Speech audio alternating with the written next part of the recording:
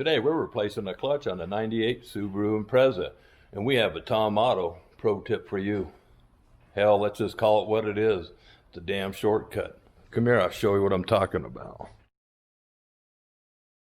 If all you're doing is R&R the transmission or replacing the clutch like we're doing, or even replacing the shaft, there's really no need to even remove these two bolts to the knuckle to the strut or removing the lower ball joint. What we're going to do is just take the mount from the lower control arm, which bolts to the body with these two bolts up here.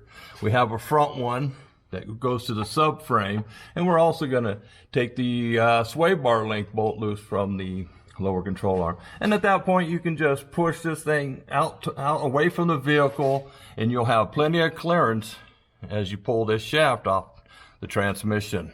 Let's go back over to the transmission.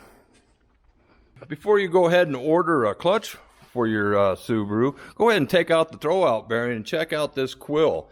If it's damaged at all, the aftermarket and Subaru offer a repair sleeve, in which we've already installed. I hope you liked this video. I hope it helped somebody out, and stay tuned for some upcoming videos. Thanks for watching. Have a good day.